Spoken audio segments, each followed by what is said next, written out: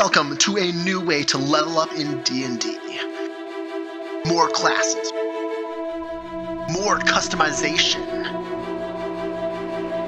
easier multi-classing. If you are looking for a fun twist to character progression, then you are looking for D&D skill trees. If you'd like to learn more, check the description. Otherwise, on to the video. Hello everyone, and welcome back to another DST video.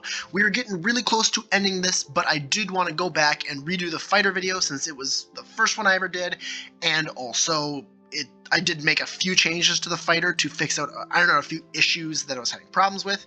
So it's subtly different, not too much different though. But I'm just going to redo the fighter. I'm not going to go over feats because a fighter is just a basic martial class. Pretty much all the martial feats are useful, and depending on what other extras you might want, you can look through the feats of your own volition, because I want to make this video faster than normal. If you don't know what DST is, of course, I will link in the description a video that explains how the system works, and also in the description is going to be a link to the Google Doc that I have all of the classes up for free. You can download them and use them however much you want. And also in that Google Doc, I have made a document that basically just runs through everything I explain in that how the system works video, so that you can look through and read instead of watching a video to explain and figure out how the class system works. But with all that out of the way, with no more further ado, we were going to jump into the fighter. Of course, I already went over this, but I will be going over it one more time. One of the biggest changes is the starting benefits. Now, notably, you'll be a D10 hit dice character with strength or dexterity as your major stat, and intelligence will be your spellcasting stat. But the starting benefits have changed subtly. You get a 10 plus your constitution modifier in hit points, 1 hit dice, proficiency in simple and martial weapons, shields, all armor, strength and constitution saving throws, and you get to choose 2 from acrobatics, animal handling, athletics, history, insight, intimidation, perception, and survival. And notably, your action surge feature will refresh on a short rest instead of a long rest. So basically, when we get to it, which I'll just jump over to it right away quick, because after that we can pick up a feat and then grab Action Surge. Well, notably, there's a feat in the way to get to Action Surge now, meaning that in order to pick up Action Surge, you need to either be full class fighter or at least level 2. So that you can spend, if this is your subclass or your main class, an entire level to grab Action Surge.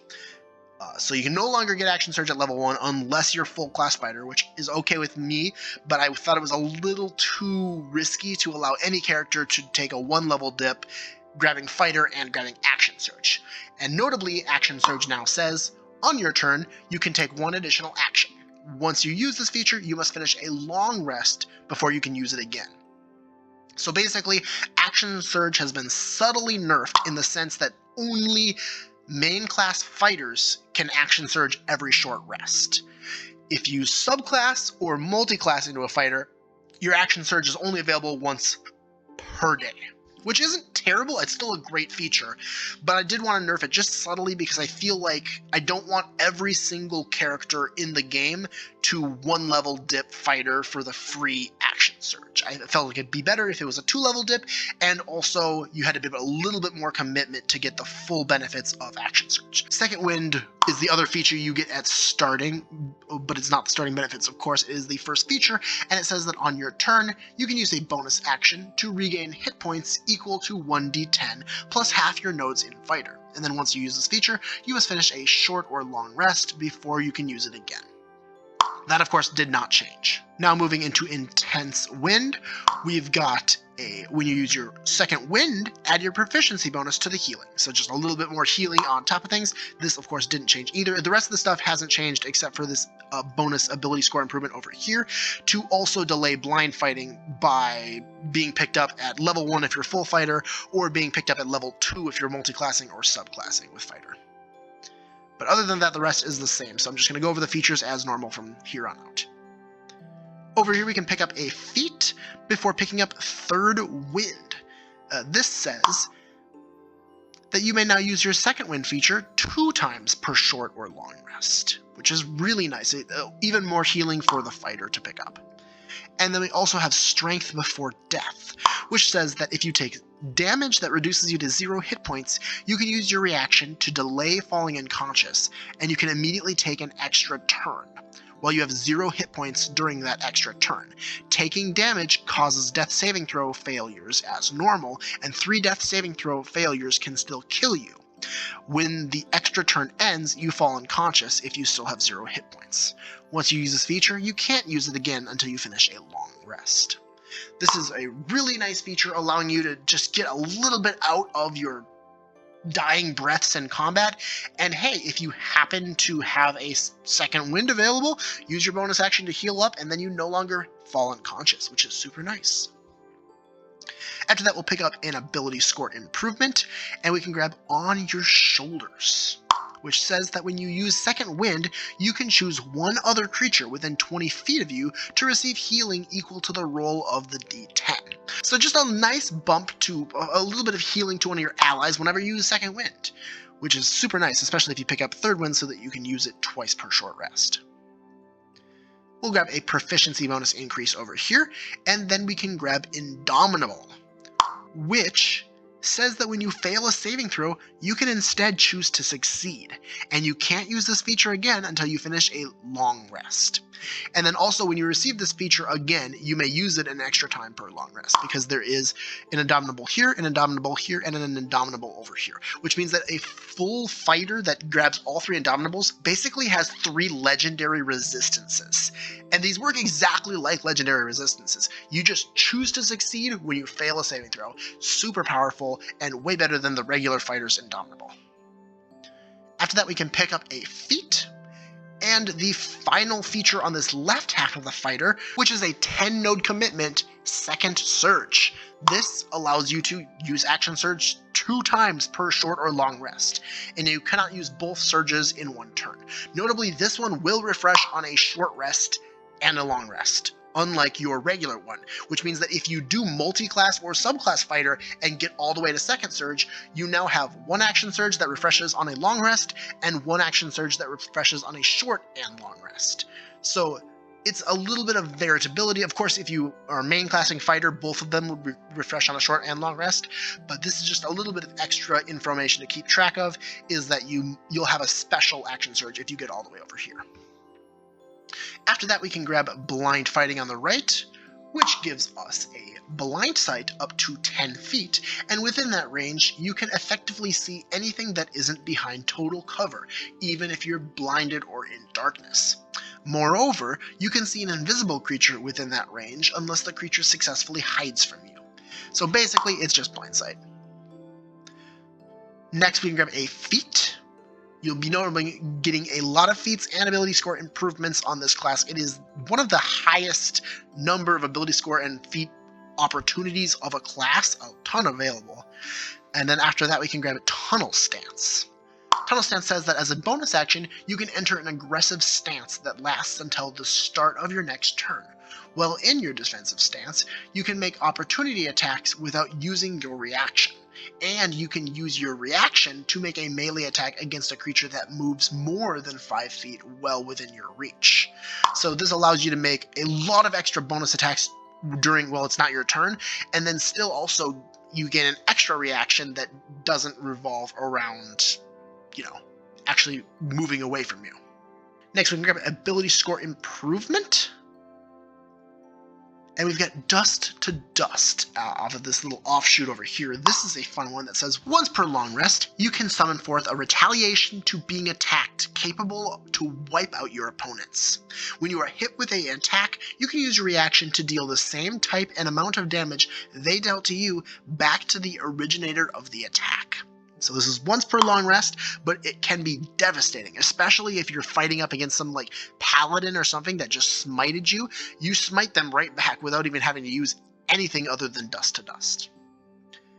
Next, we'll pick up another use of Indomitable, and finally our proficiency bonus goes up another +1. Next, we'll pick up another feat. We'll noticeably already have 5 feats if you've gone the same path that we have, and there's still another one available even further down, which is crazy how many feats you can pick up on the fighter.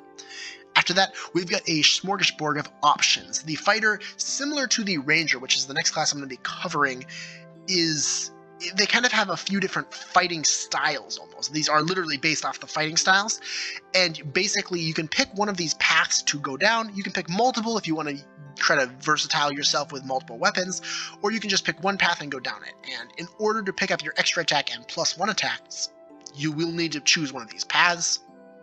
But we're going to go over all of them in this video. You, of course, don't need to take all of them. You could just take one and then follow it down all the way.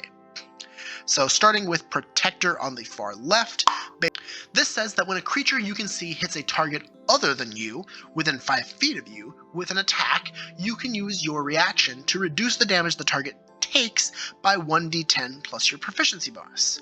And you must be wielding a shield or simple martial weapon to use this reaction. So a little bit of extra defense for your friends. Instead, we could grab Great Warrior, which leads down the same path as that one. Great Warrior says that while you are wielding a heavy weapon, you can add your proficiency bonus to the damage of attacks made with it. So a little bit of extra damage, a little bit of protection, a little bit of extra damage, and they both lead into this ability score improvement, which leads into defense. Defense is based off of the defense fighting style, and it gives you a +1 to your armor class as long as you're wearing armor. And an offshoot of this is Other Attack. Unlike the right and middle sides, it has one extra node that you can pick up. Other Attack says that as a bonus action, you can make a special attack with your shield or the handle or hilt of a heavy weapon, dealing 1d4 plus your attack modifier on a hit. So this is a nice bonus action attack. Next over here we've got on the right half Dueling, which says that when you are wielding a melee weapon in one hand and no other weapon, you gain a +2 bonus to attacks and damage rolls with that weapon. This is a great way to just get more consistent damage rolls, and it does have the small restriction of only being able to use one melee weapon in one hand, but you can go one melee weapon and a shield, and that still counts as only having one weapon. The other half of this side is Dual Wielder, which says that when two-weapon fighting, you may add your ability modifier to both attacks and may use weapons that are not light for two-weapon fighting, which means you could be dual wielding like 2 longswords for super fun capabilities. Off of those, we have another ability score improvement, and then we can pick up Parry. This says that when you are attacked, you can use your reaction to make an attack against the creature attacking you. If your attack roll is greater than theirs, then they take damage equal to the difference between your attacks and their attack misses you. After that, we're going to just pick up Throne Fighter down this middle path. Throne Fighter says that you can draw a weapon that has the thrown property as part of the attack you make with the weapon. In addition, all thrown weapons have a +15-foot range for you, and when you hit with a ranged attack using a thrown weapon, you gain a +2 bonus to the damage roll. So this is not to the attack roll, but it is to the damage roll, which means it's slightly less accurate than dueling, but just as much damage. And the +15-foot range is pretty nice as well. On the other half of this is the other ranged option, Archer. This just gives you a +2 bonus to attack rolls you make with ranged weapons. So this will not give you bonus damage, but it will keep yourself pretty accurate. The Archer and Throne Fighter are kind of opposites in that case. Dueling gives you both, but only for one-handed weapons. Archer and Thrown Weapon gives you one half of that on either side, but for specific things. And after that, we can pick up an ability score improvement. Again, you don't need to take all of these. You can just take one of the paths if you want. And after that, we can grab Blown Cover, which says that you suffer no disadvantage when making ranged attacks against a creature 5 feet from you, and you also may ignore 1/2 and 3/4 cover, which is pretty dang nice. And finally, we can grab a feat off of all of those. And of course, the wonderful feature, Extra Attack, which honestly, unless you're picking an extra attack from a different class, I'd recommend gunning it to this point pretty quick. Extra Attack is a really nice feature to come online. It's probably better to have Extra Attack than it is to have Action Surge, because Action Surge, although may give you 1 extra action per turn, Extra Attack makes every single attack action you take twice as effective. After that, we can grab a proficiency bonus increase, a third use of Indomitable, and moving strikes. This says that whenever you make an attack during your turn, you gain 5 foot of movement until the end of your next turn. So this just makes it so that you can move a little bit more. So if you have 3 attacks in a turn, you'll get plus 15 to your movement speed for that turn. It isn't necessarily the most useful, but a little bit of extra move speed is not bad. Winding Mind says that you can spend a use of your second wind to instead add a d10 to any charisma, wisdom, or intelligence check you make. So this allows you to use a little bit of second wind action for something outside of combat. So for example, if you're, in a bar and you're trying to convince the barkeeper to give your party a little bit of a deal on some rooms or drinks or something, you can use this to increase that persuasion check a little bit better.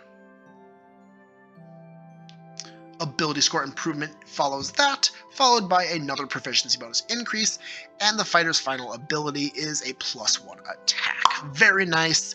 Allows you to take 1 extra attack when you take the attack action. Just one of the best features of all classes, and fighter actually has a really quick access to it. That being said, the fighter is very simple, and it's designed to be very simple, because it is one of the most friendly new player classes available in my system and in pretty much all like role-playing games in general. The fighter is usually the class that everybody's like, okay, if you don't know what you're doing, play a fighter. It's simple. It gets you what you need to do. My fighter might be slightly more complicated than something like a typical D&D fighter, but my system in general is slightly more complicated than regular D&D. So that is to be expected. But that being said, like I said, I'm not going to go over feats because I already did, and also I don't necessarily think they're the most useful portion of the video in the first place. Most people don't watch it at all. So if you want to check out any of the feats, again, it's linked in the description. There's a list of every feat available. And if you want some recommendations from me, I would definitely say any martial feat is going to help out the fighter a ton. If you're worried about skills, go for some skill feats. If you want some magic, go for some magic feats. Initiate feats are always great, and the fighter initiate feat works really well in the fighter. All that being said, thank you for watching. This is a bit of a recap one, unlike my typical videos, so I hope you enjoyed it as much. There will be no votes at the end of this video because I'm going to be posting the Ranger hopefully this week as well. But that all being said, thank you for watching. I hope that you have an excellent rest of your day. Goodbye.